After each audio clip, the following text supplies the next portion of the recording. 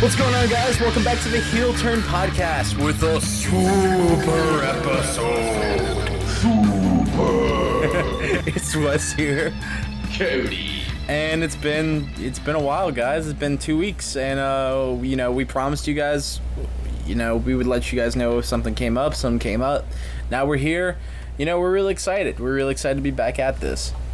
Yeah, guys, and listen, we said it last week when we gave our little video just explaining we were taking a little hiatus, a break due to work.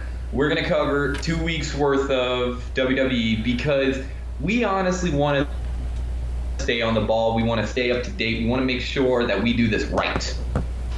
Absolutely, because we're professionals and we don't give a fuck.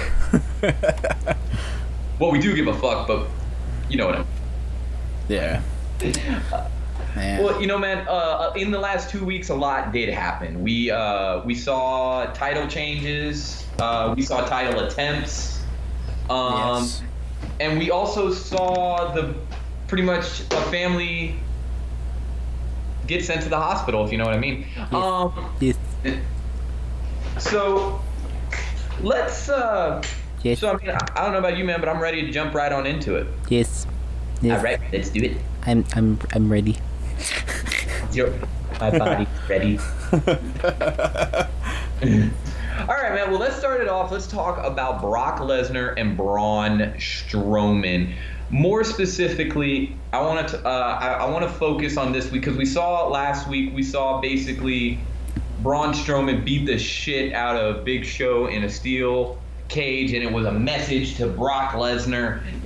This is your fate. Come, no mercy. And then we saw this week, we saw Brock Lesnar and Braun Strowman fight. Yeah.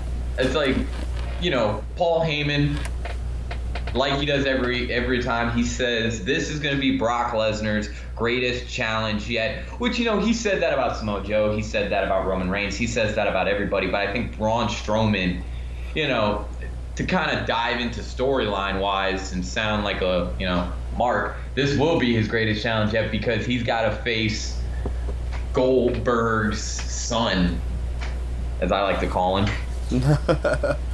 No, dude, I think it's gonna be great, man. Like, I really like the segment with them too, like how Lesnar really tried to suplex Braun landed right on his feet, and Lesnar's just like, oh shit. Like, I like that exchange. I like that intensity that these guys have. I feel like their match is gonna be something like to really look out for, man. Well, you see, and that right there, that is perfect example of good storytelling because, one of the big complaints a lot of wrestlers get is especially the bigger guys, is that they don't sell. Some wrestlers won't sell or they can't sell. But this was an example of where you did not want to sell. You literally wanted to stand right up as if that didn't hurt you. Because look at what the suplex from Brock Lesnar is. He is the mayor of Suplex City. The suplex is his thing. He does it 30 times in a freaking match, and even one of them you've seen will fuck a dude's neck up. Yeah. But Braun Strowman, literally, it was as if you slapped him in the face with a little girl, like with your little girl hands, and it just did nothing to him. And Brock is just sitting there in just, oh, fuck. I thought it was great, man. I really did. Like, the fact that, like you said, trying to sell one of his biggest moves and it fails at that moment. Like, that's a really, like, mark out sort of moment. Like, I thought it was really cool how they did that. Well, and it goes, to me, that reminds me of, like, Paul Heyman was explaining this on the Stone Cold podcast a couple years ago. If Mark Henry came out with a headlock and, he put a dude in a headlock and it just, held it there and crushed him and tapped out, oh my God, tapping out. And then everybody starts saying, damn, that when that dude puts a guy in a headlock, it's a bad move. Then all of a sudden at WrestleMania, this dude is put in a headlock and someone breaks out of the headlock. It's a freaking Mark moment. Let me ask you a question. Suplex.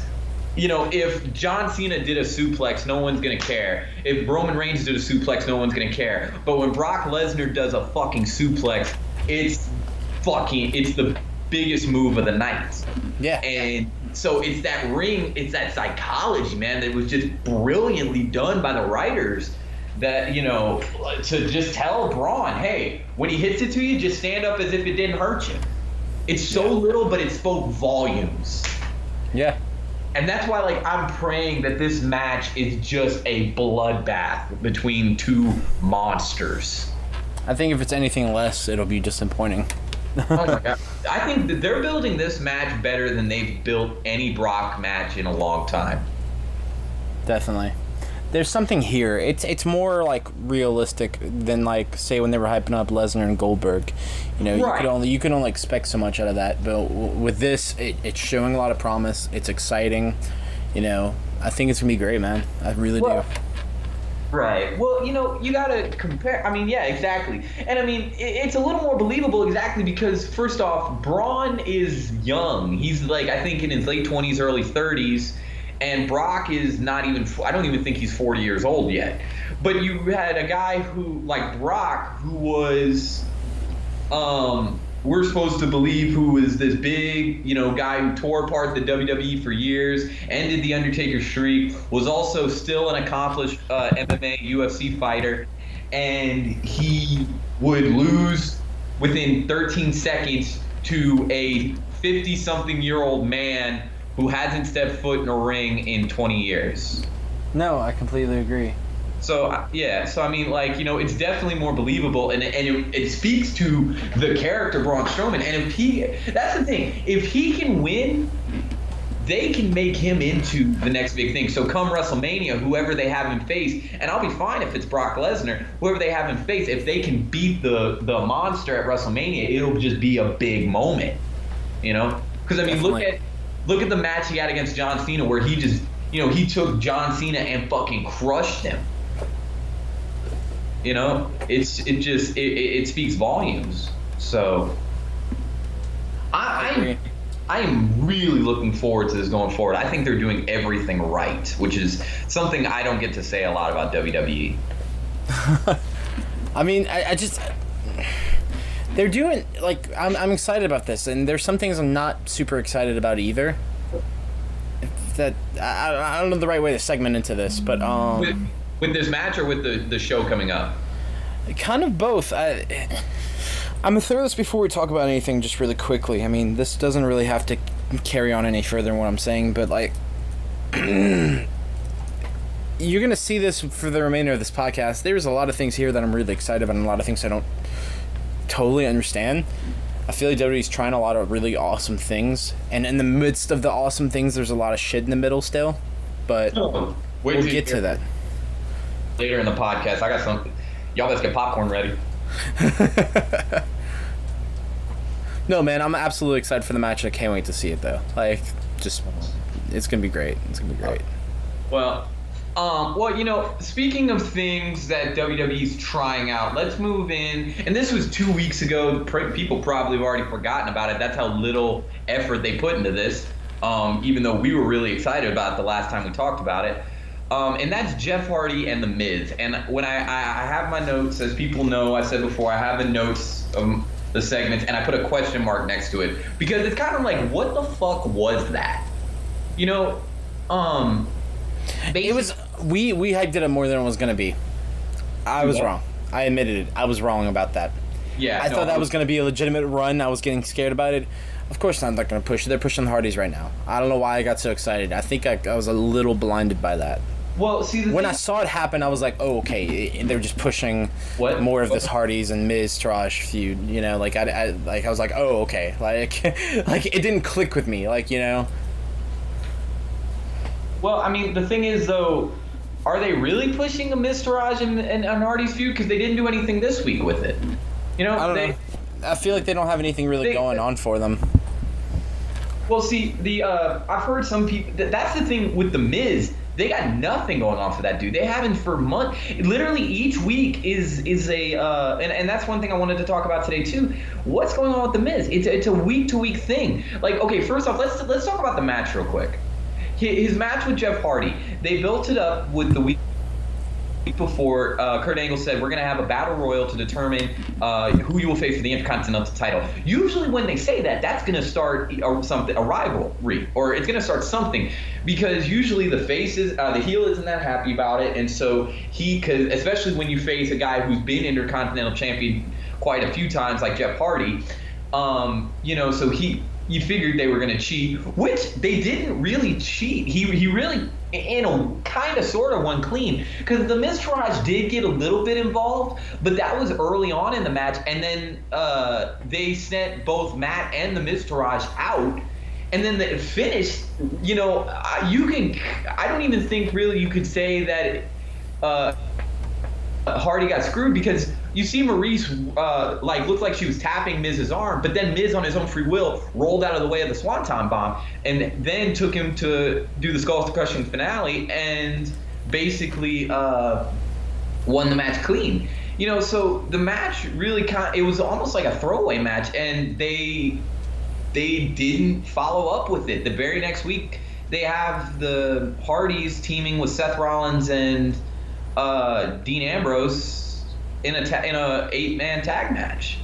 So they and then Miz is having a match with Enzo Amore. Like, literally, they did nothing. So I'm kind of like, I think what they did with that was they literally had nothing that week for either one of them, and said, well, let's just have a title match. But it kind of aggravated me, because you really built that up like it was going to be something, just for no avail. I agree. You are definitely right. When I saw it, I was just like, it sucked, because like when I saw the end of that match, I'm like, okay, that's pretty much it. Like, okay. Well, I kind of agree with you. What was the point?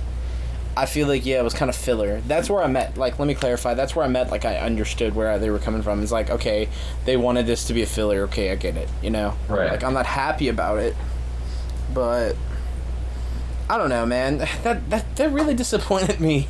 They really did. Oh, me too. Lie.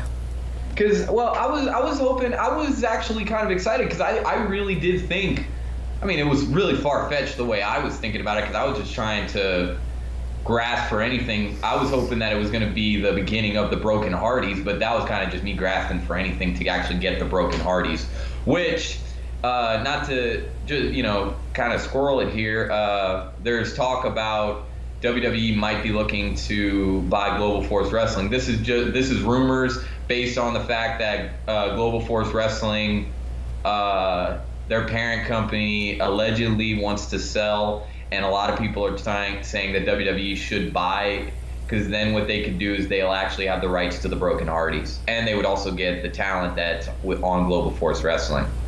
Well, that's signed with Global Force Wrestling. Yeah, that would do them decent. Like, I could see them doing it. Yeah. No one knows for sure. Yeah, it was just, it wasn't even, I don't even know if it was so much rumor. The rumor was that the parent company wanted to sell, but WWE buying it was more along the lines of just, other people, like journalists and things, basically suggesting WWE should. Now, whether they're thinking about it, I don't know, but. Yeah. But anyway, so yeah, it was a throwaway match, and kind of just, it really was. It was disappointing. I was hoping they were going to maybe have that be the Miz's Intercontinental rival going into No Mercy, which he doesn't have. Yeah, I don't know what they're going to set up for that, because they need to be smart about it. Yeah. Well, before I go a little more into that, because I do have a few more comments I want to make on the Miz and his situation right now, I want to shift a little bit to let's talk about Enzo Amore and 205 Live, because that's I think something we need to talk about. When we last talked, Enzo Amore had just signed with 205 Live, and now he won a match to become the #1 contender, where he's going to face Neville for the Cruiserweight title. Yep. Too soon. I don't even know if it's too soon so much as, is it a good idea? He's not. The problem with Enzo Amore is Enzo is without a doubt the biggest train wreck in the back, because all I ever hear about is how he's pissed off somebody or someone is not happy with the way he's going. He bought a $10,000 ticket to sit ringside at the Floyd Mayweather fight. He posted it on his Twitter, which, again, that's gonna get you not so much heat as in, management's mad at you. It's just it really makes a lot of the boys.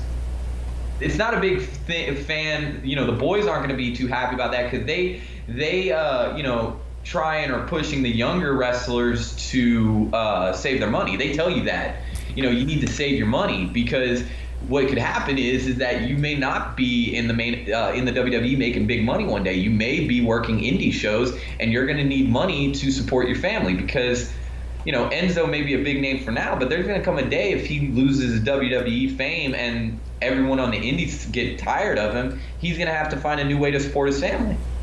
Yeah, I mean, I saw an interview with Big Cass, and they were talking about Enzo's troubles, and he basically says Enzo is what you get in the ring. He's the same guy in real life. That's literally him.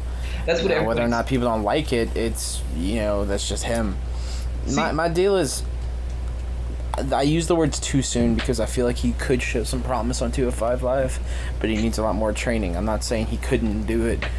That's where I say too soon. I feel like this match is going to be easily probably a throwaway.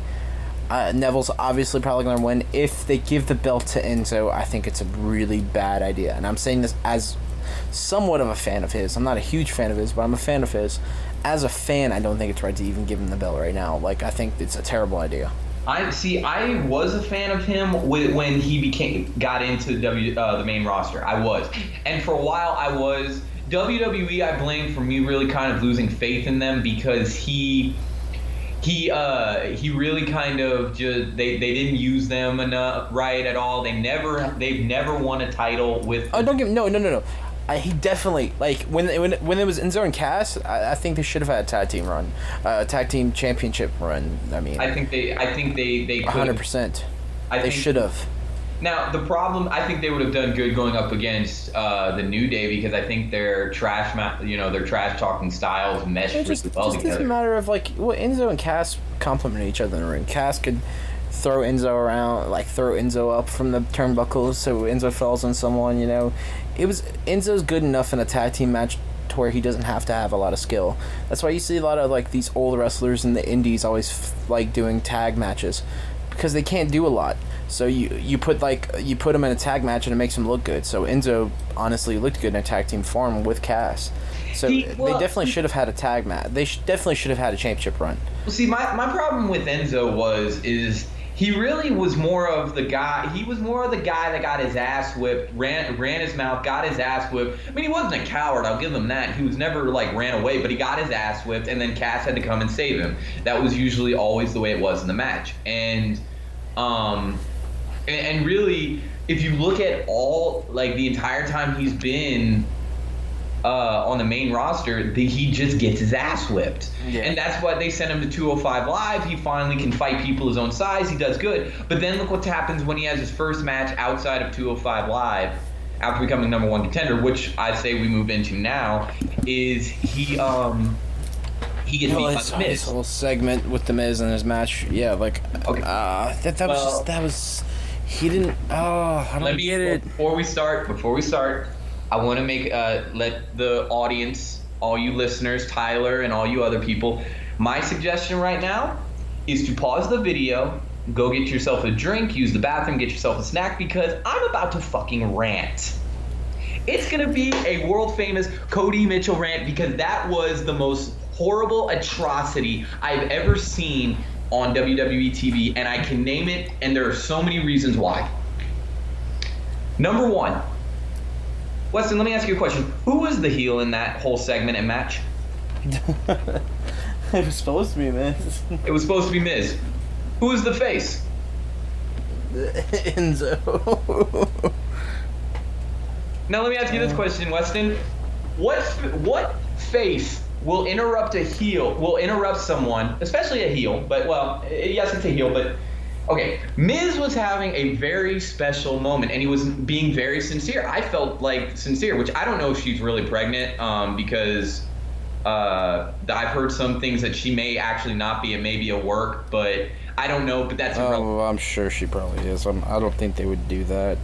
Nah, I don't know. But either way, The Miz would say, he said, we have an announcement and we want it, we've been talking a while and we decided we want to do it the place we met here in the WWE, and, we're having a baby. And he reads a poem to Maurice. And it's not obnoxious. He's not going around saying, oh, well, my baby's better than yours. He's not. He's being totally sincere. It's this really nice moment. And you're actually, as a fan, just sitting there saying, wow, that's really cool. And then all of a sudden, he gets interrupted literally in the middle of the poem by Enzo Amore, who's supposed to be the face. So, first off, that right there just screamed, you lost me. I'm sorry, you lost me, because how the fuck am I supposed to like this dude when you just interrupted a guy's one of the best moments of a man's life, when he gets to announce to the world that he's about to be a father? How do you, and he's not being a dick about it. How do you come back from that? I don't like. I've seen, like, I feel like they've done shit like this though before, because he's still like sort of a heel, so they're just like, fuck it. Like, logic goes out the window. Don't get me wrong. Like, I understand where you're coming from, but I don't know. But they're trying to get this guy over. They're trying to. They want him to be in the championship match of the upcoming Raw pay-per-view. Meaning they want the audience to cheer for Enzo. How the hell do you expect them to cheer for Enzo when you just had him go out there and interrupt one of the best moments of someone's life, who was not being a dick or acting, or he wasn't defending himself? There was no call for that. Everyone looked at him like he was an asshole. Yeah. And look, and I got into an argument today because with another person, because they were kind of saying this was Enzo. This segment was Enzo dropping the ball. I want to just say this real quick. This was WWE's fault, not Enzo's, because right there and then, very few wrestlers can go out as a face, interrupt a moment like that sincere, and come back. The only person I honestly can think of off the top of my head that I can say 100% could get over after doing that would be Stone Cold Steve Austin. Oh. Who would you say? Say Cena. No, Cena can't even get over when he does that too, when the heel's being a dick. Cena gets over with everyone. You still got your people that hate him, but he's a lot better in people's eyes since he's went part-time. Regardless. Cena could. You're right. Cena might be able to, but Stone Cold, the only person I know 100% could, because that was the shit he did. He was a dick to everybody, but everyone loved him. That was why they loved him. He was a badass. But Enzo wasn't. So move forward, and this is really what also pissed me off, is, Miz obviously has to go 100. He has to go to town on Enzo because he's a heel. That's what he does. He goes and he insults and he just goes crazy. But there was one thing that they had him say, or they let him say, that to me was really, that shouldn't have been brought up, was he said, the only reason you were sent to 205 Live is because no one wants you here on Raw. You can't hang with the Raw guys.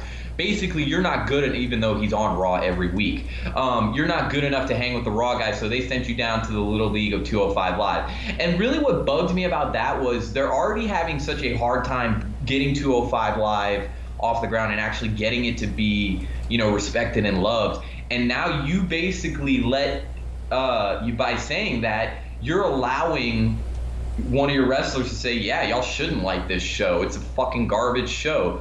And now you're hurting people, and now they're hurting people like Neville, they're hurting people like Cedric Alexander and others who that's all they have is the Cruiserweight division to make a name for themselves, I disagree. The only reason why I disagree is because a Raw guy would say the same thing to someone that was going to SmackDown. When you're watching a specific show, they like to shit on every other Raw. Like, if you're talking about SmackDown, they'll always talk bad about Raw or 205 Live, and you're on Raw and they'll talk bad about SmackDown and 205 Live.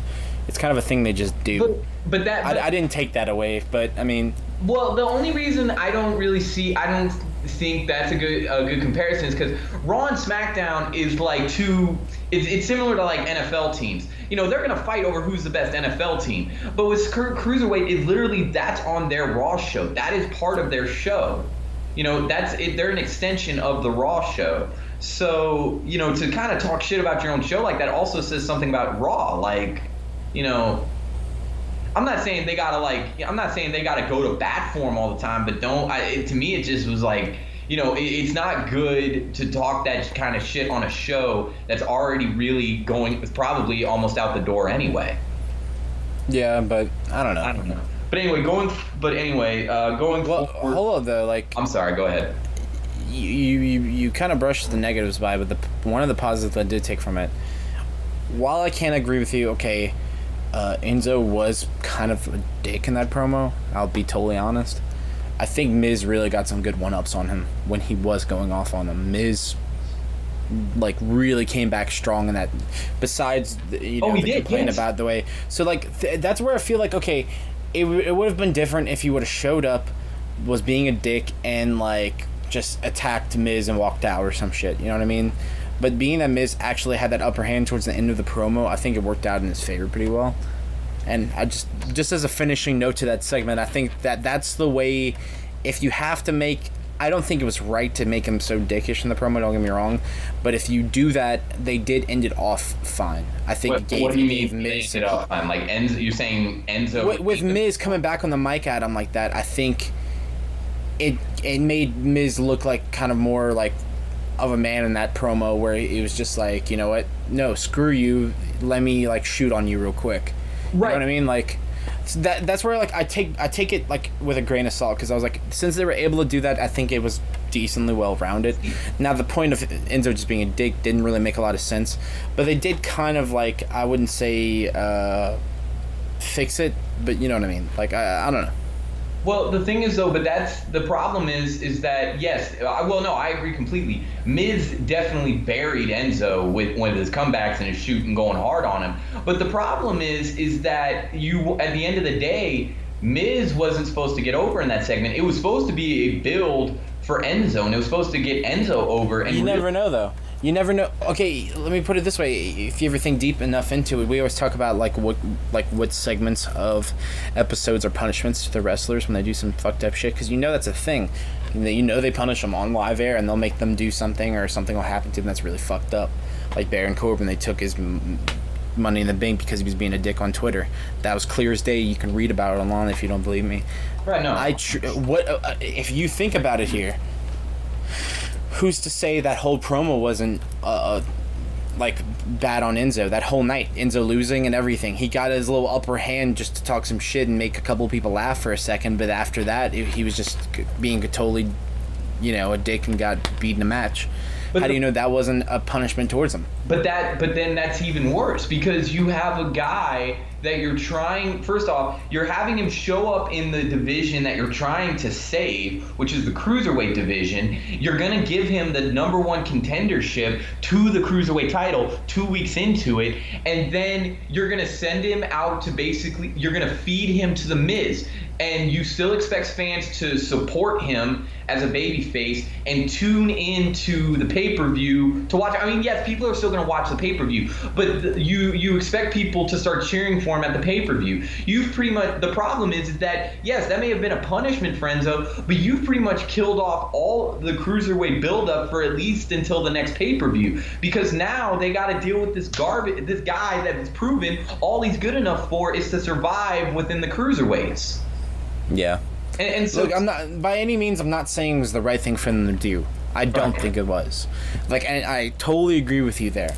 But I'm saying there's certain ways to look at things. Like I personally think, if you had to ask me, that segment didn't need to happen at all. With Enzo even coming out with The Miz, even showing up on Miz TV, having him booked there. Instantly, if you're gonna put Enzo and Miz in a match later that night, you should have had Enzo even win. Like, if you want my honest opinion, because now Enzo still has no wins since he's won solo. Has he won once, except for the match where Kaz injured himself? Well, he won the match that made him number one contender. That's true. Okay, yeah, you're right. But regardless, I'm saying like a singles match. I'm just saying it doesn't look good on him that he's still just getting beaten like No, week by it week. doesn't, and that's the problem. And that's why I say it's too soon for him to even be having this match. Well, and exactly, but let me ask you this too: cruiserweights were almost like kept separate from the main roster, like the Raw roster, like they were two completely different shows. So why all of a sudden were you not only letting your cruiserweight wrestler fight a Raw wrestler? Why were you letting that happen? But then why did you not let him win? That's the first time since you had the cruiserweight division that you've let a cruiserweight cross over to fight a Raw guy. Yeah, I can see where you're coming from on that. I think the whole thing doesn't make sense. They're trying to book Enzo on both Raw and 205 Live, and I think that's a terrible idea. It's really rough with him. I'm losing faith. I'm waiting to get an alert on my phone that they've let him go, because I really feel like he has zero future with the WWE, and I think he's too arrogant to see it. I think the Miz's promo on him, from what I've read and what I've seen from heard and what I've heard wrestlers shoot that have either left the company or are with the company talk about him, they're all true. So really, it's kind of like I almost have no faith in this guy, and writers seem like they don't care much about him either, that they're kind of forced to keep him there until Cass comes back. But it's weird, man. I want to blame him a lot, and I don't know what kind of backstage heat he has, but like, also I just think it's really, really bad the way they're booking him. Like, just really bad. Like, really bad. Like, 1 second he's just getting pummeled and beaten constantly. Oh, now you're the number one contender for the Cruiserweight title. Like, what? What? Yeah. It doesn't make sense to me. I don't know. Boy, I hope the audience freaking did go and get their snacks, because if not, they're really regretting it right now. We've been on this for like 15 minutes, I think. Yeah. Jesus. No, but you're right. They're booking him like shit, but, I guess we'll just have to see going forward, because this is, and I honestly spend more time, ranting about this than I wanted to, because, but it's just, god damn, dude, that pissed me off. Nah, I got you. All right, well, let's move forward to John Cena versus Roman Reigns. I really think that they had a good I think they've had a good couple weeks. But is it just me, or am I rooting for Cena more than I'm rooting for Reigns? I was rooting for Cena from the get-go. Man, dude. It's just it's weird, because it's so weird. I don't know. I feel like this surprises me. I have a hard time with this. I feel like Cena was straight up like spitting fire in these promos, and the whole time, anytime Roman even opens his mouth, it's like the most heelish, like douchey thing he could say possible. Like, it's always just like, oh yeah, I'm the big guy now, it's my ring now. And Cena's like, nah, dude, like, this is why I'm still here, because you can't do your job. Like, and every time they have a promo, like, I can't, like, even somewhat, like, I just feel like Reigns is just, he's getting bad lines fed to him, or he just cannot talk on the mic worth of shit, dude. He just, like, since way back, dude, like way back, since like he won the Rumble, dude, like I feel like he's always been a heel. They've never said it, but he's always been a heel, just anytime he opens his mouth. And I was gonna say that too. I'm really aggravated by that, because honestly, I'm ready for them to either say, look, you're either a face or a heel. JR said it perfectly. JR has said, when it comes to, when he talks to young wrestlers who are heels, they're like, well, I want to do this cool thing. And he's like, well, then you're not a heel. You're not there to look cool. You're not there to be badass. You're there to be a heel or a face. Well, in Stone Cold Steve Austin is the exception to the rule, and no one else is Stone Cold. So to me, if you think, well, I can be a face, but I can also do this badass shit. No, you can't. I'm sorry. You're not Stone Cold Steve Austin. He was the only one that could do it. I feel like that should be just a blunt rule in WWE. Because Roman Reigns, they're trying to make him like the Stone Cold badass, but it actually is starting to rub me the wrong way. Yeah. Like, he comes off as arrogant as fuck. He comes off as a dick, which is fine, but then be a heel. Well, no, I'm a face. I'm gonna fight for my family, and I'm gonna fight for all this. I'm like, then don't be a dick. Yeah. You know, and that's the thing. You know, the disrespect he's shown, like the extreme disrespect he's shown to Cena. Like, you know, Cena was like that with The Rock, but Cena was a little more charming about it, to where you were like, haha, fuck you, Rock. You know, and Cena is too quick for it and too charming. That's the thing. Cena's just very charming person. Yeah. No homo, but you know, like he is. Like he's well, you know what I'm talking about, right? Yeah. I mean, he has a personality to him. Well, Even when, like, I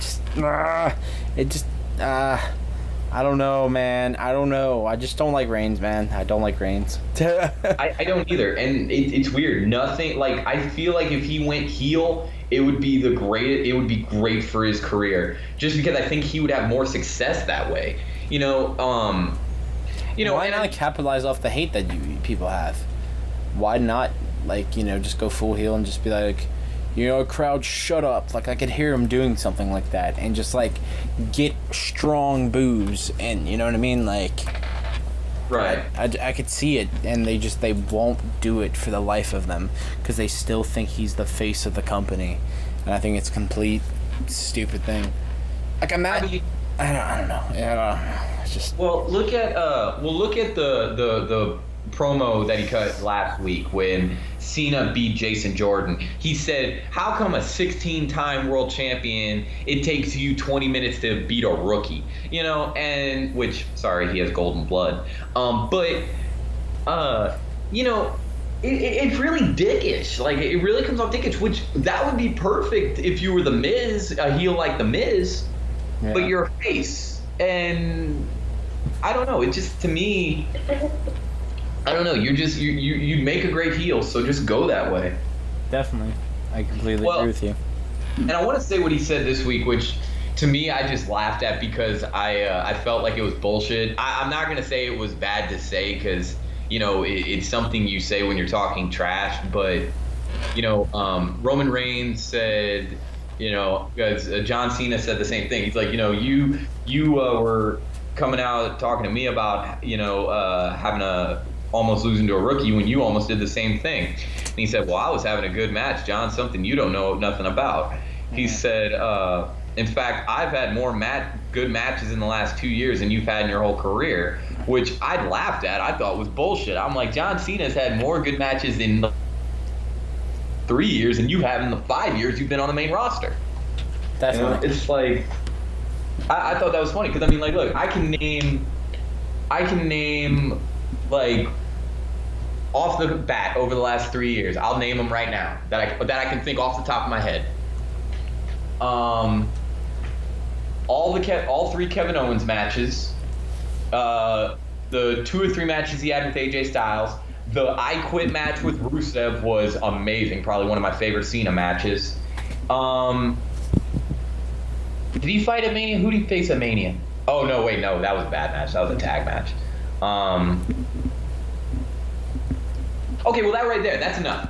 You know, right there, and then that's like 5 or 6 matches right there, 6 or 7 matches right there. One good Roman Reigns, one with Daniel Bryan, and then 2 with AJ Styles. That's all I can think of off the top of my head. Yep. You know, it's like, sorry, bro, but you know, you're not that good. But again, I mean, that's story-wise, and obviously you're talking trash. You got to say that shit. So I don't hold no grudge against that. It's just made me laugh. Yeah. Well, I just think, like I said, that's another thing. It just Reigns just feels like he's full of himself, and I don't like that pretentiousness that he has. No, yeah, definitely. It makes me dislike him even more, and it's just like, at that point, if I dislike him this much and all the fans dislike him, make him heel, like, for the love of God. Like, yeah. I get it. I get why they don't do it. I get it. But how many little kids you really think are like, oh my God, Roman Reigns? I don't really think as many as they think. I don't think that many, to be honest. The only people I know that like Roman Reigns are girls, and they'll love him regardless. Right? Like they did with Orton. Yep. It just doesn't make sense to me, dude. I think the match itself will be good. I'm not sure about how that finish will be, because I really just don't want to see Reigns, get it on Cena, because I think that would just be dumb. Yeah. But I think it's a dumb time to have it, but I know why they're having it. they might as well have saved it for Mania, but I guess they got something bigger for Reigns planned. He's going to be in the main event again. Well, I think they're pulling out the big guns out of fear of, because, I realized this recently. They usually do start to panic and try and go heavy around this time of year, because they have to now compete with Monday Night Football, and they have to compete with the NFL on Sunday nights for the pay-per-views, because, it's like this. It's that time of the year, like not far from Survivor Series, all the shit starts going down. Yeah, because they got to compete with the NFL. Yeah. Yeah. Are you ready to go to the next show, or? Yeah, dude, let's do it. Because I know you and me were both excited about this. All right, well, that's gonna be for later. Don't worry, we're gonna save the best for last. Oh, okay. Well, I do want to start out with this guy, because you have been waiting forever to get the chance to talk about this dude, and I finally found something we can talk about him. Because, he taught you something, Weston. Any man with 2 fists has a fighting chance. Oh, God. James Ellsworth. I know we pretty much, just avoided talking about him. Nothing worth talking about, but I can't let this go. I can't let this segment go. It was just too perfect.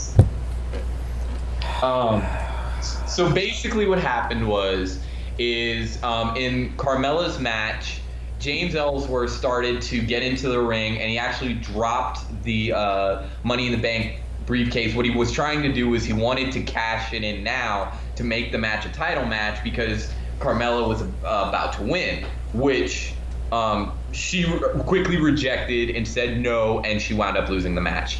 Now, right after, Carmella goes and starts yelling at James, calling him a troll, called him this, you're worthless, you're this, you're that, I don't want you anymore, I don't need you, and going freaking hard, and say we're through, and they go to the back, and then they cut to a segment a little later, and it's James basically almost getting up on his hands and knees saying, don't end this, I need you, blah, blah, blah. And she says, well, now we're going to do things my way. She kisses him, and then she slaps the living fuck out of him. And literally, I think I saw a chin pop out. But I just wanted to say, James Ellsworth, can we just let him go? He looks like such a bitch, and I don't know why WWE keeps him. Yeah, he's wasting good money in the WWE. Huh? He was a meme for a second, and it was all funny, and then they just overdid it. Yeah. Pretty much like everything, what was it? Like Hornswoggle. Towards the end, it was just like, why have him here? I get it. He was cool at first, but I don't know.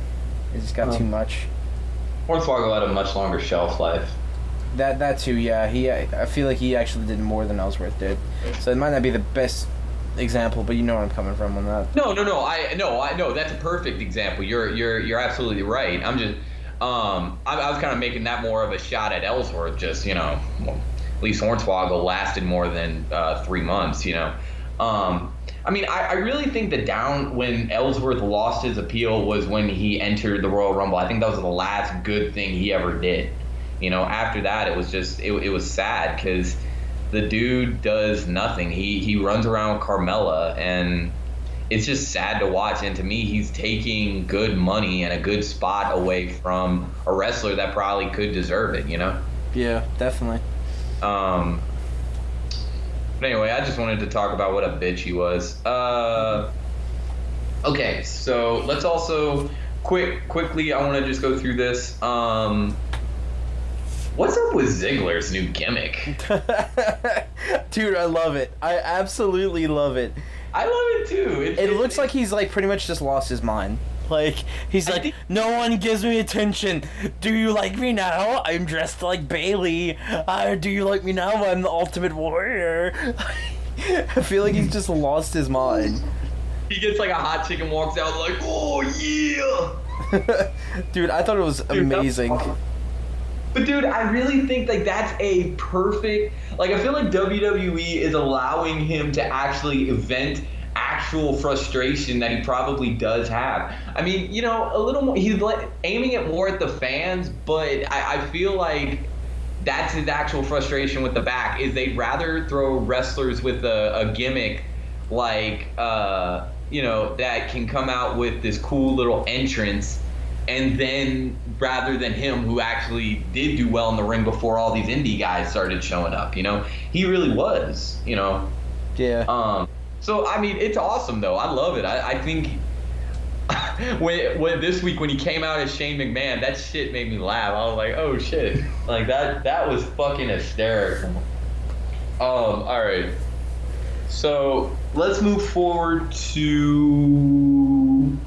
Okay, I want to talk about Jinder Mahal and Shinsuke Nakamura. So Shinsuke Nakamura had a match with Randy Orton where winner got to face the WWE champion.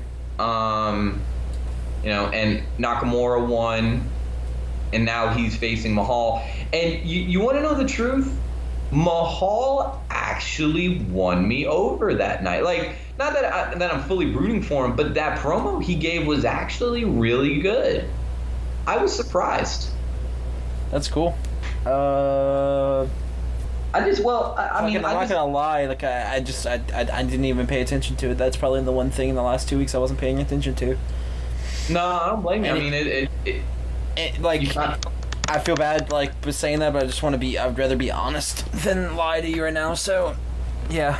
No, that's fine. Well, I mean, I'm just gonna say I thought it was good because it wasn't bland. It wasn't traditional. It was an interesting take. He was kind of just saying, you know, he started out by showing pictures of Nakamura and making fun of him, you know, calling him a Michael Jackson ripoff kind of thing. But then, you know, he kind of said, he's like, you want to know the truth? You don't want to be the WWE champion because everyone's gonna make fun of you. They're gonna treat you like shit. They're gonna hate you because you talk different. You don't speak English. You don't do this. You look different. You know, he's kind of like, it was kind of interesting. He's like saying, honestly, I'm gonna beat you, but it's better that I beat you. You know, it's better that you not be champion, which was interesting. You know. Yeah. Oh, I got you. Yeah. Well, now let's move forward to the moment we've all been waiting for. Woo! Okay, can I just say real quick though, isn't that crazy that our opinions on SmackDown in the last 2 weeks were already like just brought down to like 2 segments? Like, New Day won the championship. All this happened in the Divas division. It's like, this is how much is actually worth talking about. That's what's sad. Yeah, well, I'm gonna say this too. I feel like one of the biggest things is we're cutting 2 weeks down into, you know, one podcast, but still, no, you're right, and it is. It's like that for every episode, though. In hindsight, like, you know what I mean? Like we put our focus on some things, and it's not on our fault. I feel like this is a WWE thing. No, if you actually had an exciting show, you would have people talking about the entire show. Where instead, me and you were connecting a lot on just certain segments and certain sections. And I think it's awesome that you're actually seeing the good in Mahal. And I feel bad that I wasn't able to put any output in that, but I'm happy that you still mentioned it. And I just find that interesting that that's the way WWE's formula is nowadays. You said it yourself. You know, the NFL's here. They really need to step up their game, and I feel like they are in some senses. You know, we're about to talk about Vince showing back up on television, which was awesome. And, you know, like, they're doing some things right here, but they're still doing the same old thing that's really boring and old for, I would say, you know, the other 50% of the Raw and SmackDown episodes. And I feel like that's something they really need to tinker out here. I don't understand why, but I'll say this, lately I've been finding myself getting more bored while watching Raw and SmackDown than I have in a long time. But the moments that I'm excited, I'm really excited and tuned in. So it's kind of a conflicting, like, bittersweet feeling that I have right now. And I really hope it just all works itself out after, like, these next feuds are built up and they just have a clean slate. But, I mean, we'll all see. Yeah. Well, see, and I mean, it's weird because I think, like, Raw definitely has more appeal in the sense of matches, like John Cena, Brock Lesnar, Strowman. But, you know, SmackDown, I feel like has done pretty good in the sense of Kevin Owens and the Shane McMahon rivalry. But the rest of it, like, I don't know, like, that's... I feel really bad to say this because there's a lot of talent on SmackDown, like... Mm-hmm. I'm just gonna talk about last week's... I'm gonna talk about the last SmackDown episode there real quick, like... You had AJ Styles and Ty Dillinger. AJ Styles retained. That was a good match, but I feel like they don't know what to do with AJ Styles. He's U.S. champion. I feel like he should have a really good feud going on right now. And there's just nothing really going on there for him. Not much, to say the least. And then, you have the New Day winning back the title. Oh, okay, they're gonna play hot potato with it again. Fantastic. And you have the women's division. I'm not even going to act like I really care a lot because I just feel like they're still lacking in the SmackDown roster. They still haven't won me over, which I guess it's a time to mention it here because there's not going to be any other time. You heard about Asuka joining Raw. I think that's actually a terrible idea. I think she should be on SmackDown. It would actually do well for her. But that's my opinion. I mean, I understand if people differ from that, but regardless... I just feel like SmackDown used to be the show to watch, man. And since, I don't know, it was probably about a year ago now, or at least almost a year, when they did the Superstar shakeup. When that happened, it went to shit for me. Like, I can sit through Raw enough because it's entertaining enough to keep you tuned in, but for SmackDown, it's like, there's not a lot there. But one thing that did happen. I don't know if you want to say it. Vince returned. I'm sure a lot of you have seen. Oh God, that was just beautiful. Okay, Kevin Owens build up to it. I know it started off perfect. They're just like, you're not gonna like what he has to say, and Owens is like, he's not gonna like what I have to say. Yeah. Like, just everything, the whole thing, like the whole episode, like when his parts would show up and he'd be like, you ready for the Kevin Owens show? And he'd talk to Aiden English, and Aiden English like sung like his theme song for the Kevin Owens show. Oh, like, dude, that was freaking amazing. Every single part that Kevin Owens was on that screen was like the best part of SmackDown, in my opinion. Oh, like, dude, 100%. Well, dude, even last week when he had when him and Shane got into a freaking fist fight, like, that was just... Can I just say how how real that was? Like, Kevin Owens was like basically brought up like, the helicopter crash. Dude, I know. I was like, holy shit! I didn't know they were gonna go that far. Oh my God, they held nothing. But Kevin Owens is like that. He does. I mean, no, Shane was totally fine with that. But it's like Kevin Owens feel scripted. It felt real. Yeah. He said the world would be better if you died in that helicopter crash. Like, what the fuck, dude? And that wasn't a work. That was real shit. I thought it was just, oh, man. He's the best thing going on about SmackDown right now. Oh, 100%. And what's crazy is, like, if you had to ask me a couple months ago, I didn't feel like Owens had a lot going for him. Like, right after, he attacked like Chris Jericho and everything. For the last couple months, he wasn't really doing much that actually kind of won me over, but, like, he's really got my attention now. Like, oh, yeah, me too. So Vince shows up, and he's like, if you sue, you're going to be fired. And he's like, but I'm going to put you in a match against Shane, Hell in a Cell. Okay, right here, real quick, I'm not crazy about the Hell in a Cell thing. I understand it's for the Hell in a Cell pay-per-view, but I feel like you're already putting Shane in another Hell in a Cell match, and I feel like people are going to subconsciously compare Kevin Owens and Shane McMahon in the Hell in a Cell to Shane McMahon and Undertaker in the Hell in a Cell. But I kind of don't like that, but I'm okay with it. You want to know the truth? I think that's fine because first off, I think Kevin Owens and Shane can do more in that match than Shane and Undertaker could. That's the exact problem. I thought the Shane and Undertaker match was a pretty decent, like a pretty good match. It was solid. It had great spots. I think they both sold it off really well.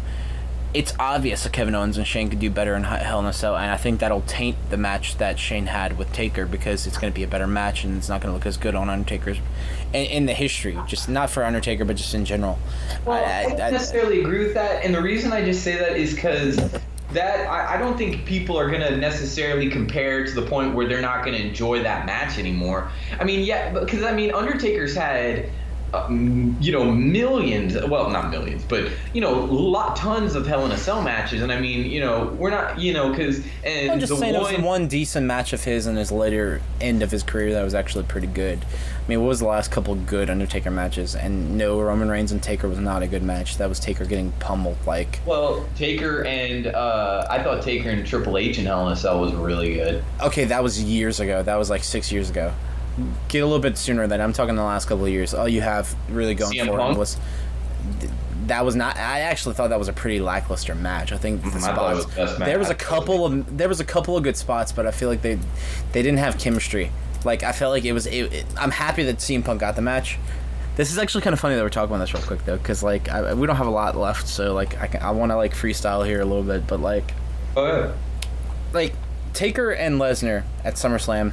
Solid match. I think was a really good match. Oh yeah, definitely. When that feud reignited, then you had like Hell in a Cell, and I think they did another one. No, it was that, and then they had their Hell in a Cell match. I feel like the Hell in a Cell match that him and Lesnar had wasn't even necessary, but his match with Lesnar at SummerSlam was fantastic. But besides that, like his best two matches out of his last like 3-4 years, I feel like was him and Lesnar at SummerSlam. And him and Shane in that Hell in a Cell at WrestleMania. I feel like Taker actually looked good in that match with Shane, whereas the next year he didn't really look that good against Reigns. Maybe not. Like I'm just saying that's a small bitch. That's like a small complaint on my end, but. Well, and let me just ask you that though. Like, what is it more? Are you more upset that Shane's going to be in the Hell in a Cell match, or that they're doing a Hell in a Cell match? The combination of both. It's just having that Shane in another Hell in a Cell so soon. That was maybe that was literally like a year and a half. I can see where you're coming from. You know what I mean? I feel like you're expecting. Let me put it this way. Don't even talk about Undertaker here. You're expecting Shane to top that match. Subconsciously, I think he could top that. WWE fans are stupid. So you're telling me Shane's gonna jump off that goddamn cell again a year and a half after he did it the first time? Hell yeah! You want to know how is that gonna be as cool? How is it? Okay, what? Imagine if Mankind got thrown through the cell twice, thrown off the cell twice.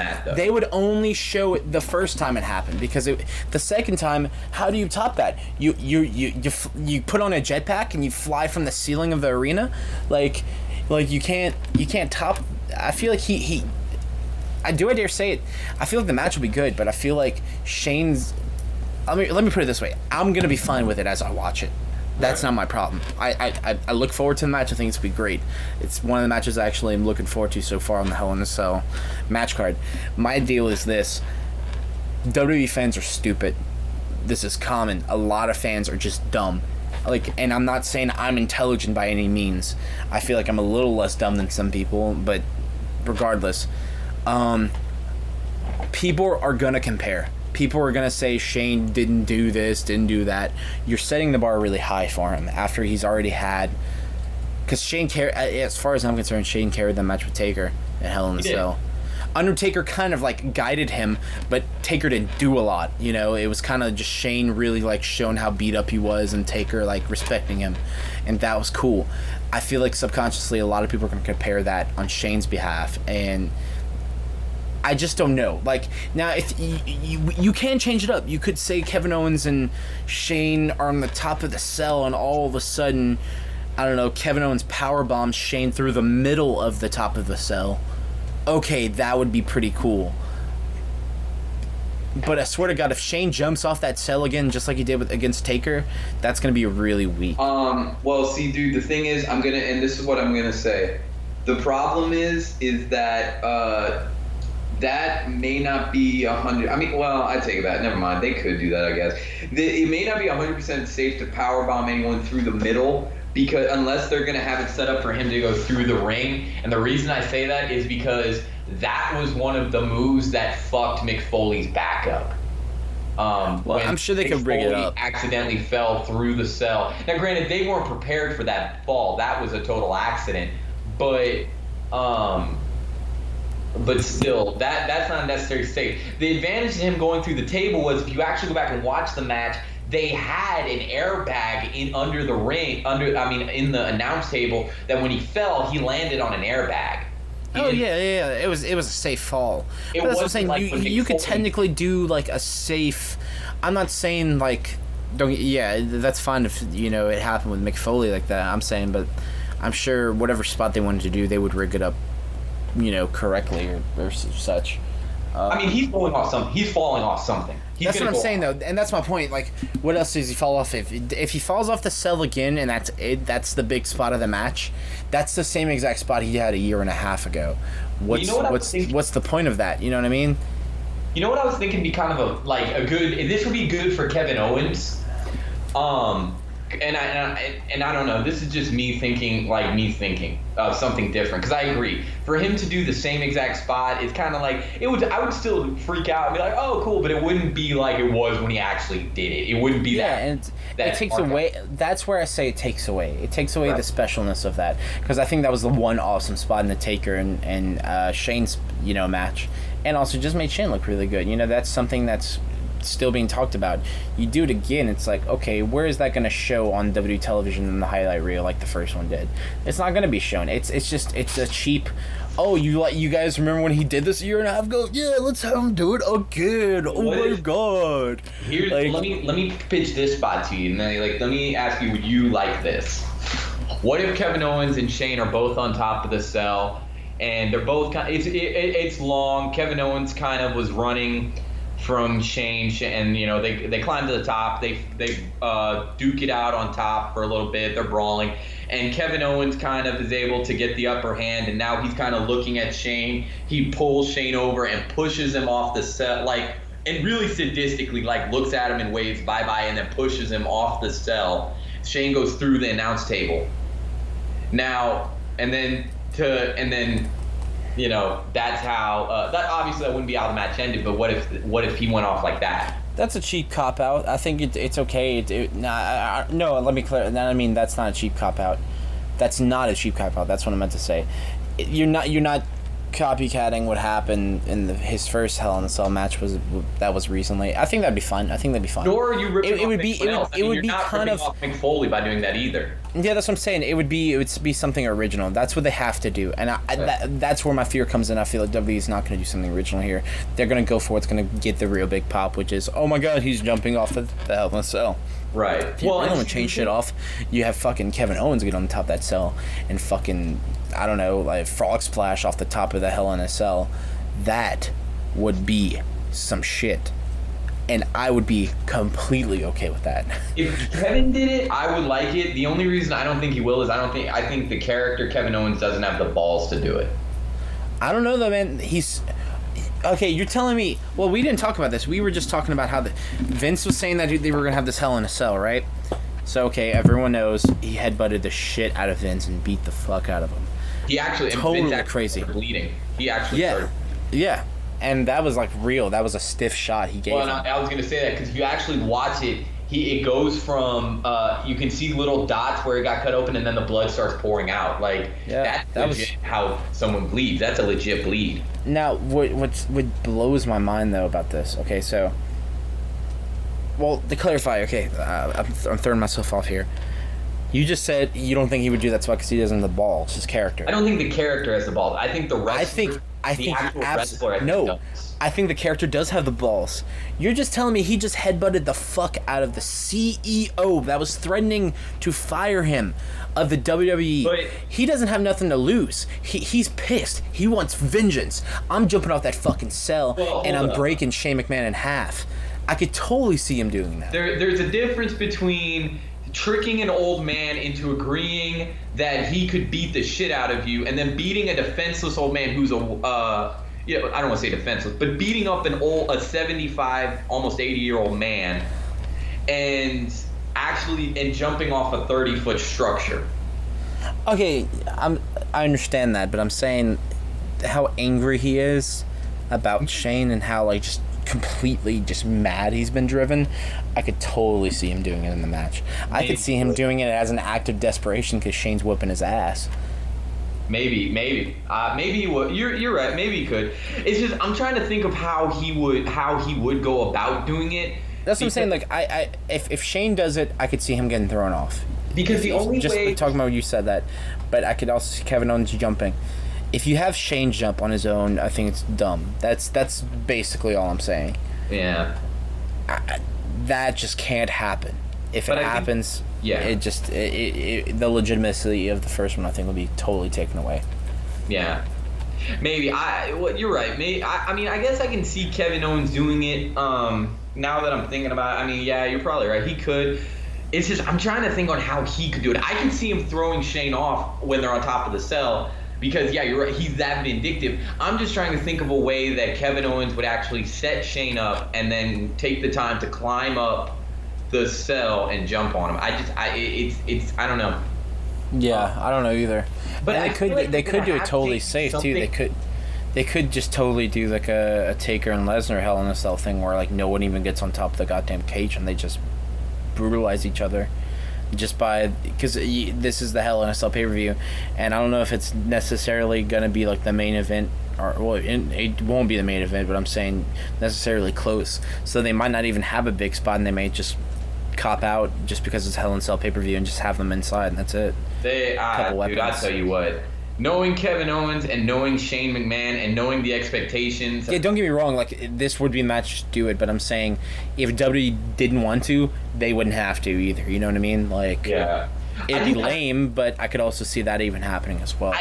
I feel like those knowing Shane McMahon and knowing Kevin Owens from listening to the way that they talk about the business and seeing the matches that they have, it's hard for me to imagine Kevin Owens and Shane not taking the opportunity to actually do a big high spot like that on inside Hell in a Cell. You know, maybe they won't. You're right. They probably, at the end of the day, probably won't. They'll play it safe and just brutalize each other. Mm-hmm. But it's just, to me, it's just, that's just a total, that would just be a waste of a match if they don't at least have one spot like that. Yeah, I agree. I completely agree. It's just a matter of how they do it, man. Yeah. Holy crap, dude! That was a good show. Yeah. Dude. Wow. I almost forgot we were doing a podcast. I was like, it's a matter of like, I don't know, like I go back. I feel very bittersweet here because I like what they're doing about a lot of things. I'm really excited about the Kevin Owens and Shane feud. Yeah. But there's some things that just I don't quite care for and I don't understand, and I don't understand why I don't want to get into the whole Mahal thing again, but we are back.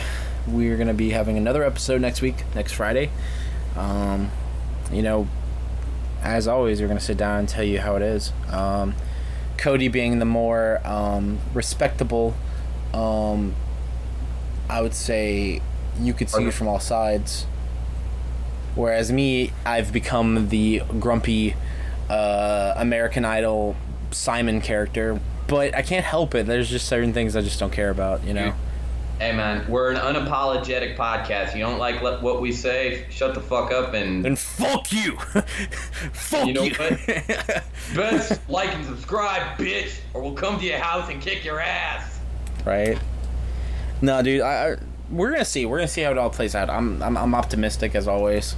Even though I don't seem like it, I very much am. I find that funny because in real life, I find Weston's much more. You know, he says it like that. I find Weston is much more open and optimistic than I am about everything else. Yeah, it's just wrestling and just kind of bothers me. Yeah. I feel like I really wish I was a writer because I don't want to like toot my own horn, but I feel like I could fix a lot of the problems that I see, but it could cause more problems for some of the fans. Some people might not like my opinion. Everyone's entitled to their own opinion, and I think that's in the end, that's how it's going to be. Yeah. People are going to see things one way, and other people just won't have an interest. You know, but it's okay. We're going to see how it all pans out, and we'll be back next week. Hey, and don't forget. There's only one thing to remember.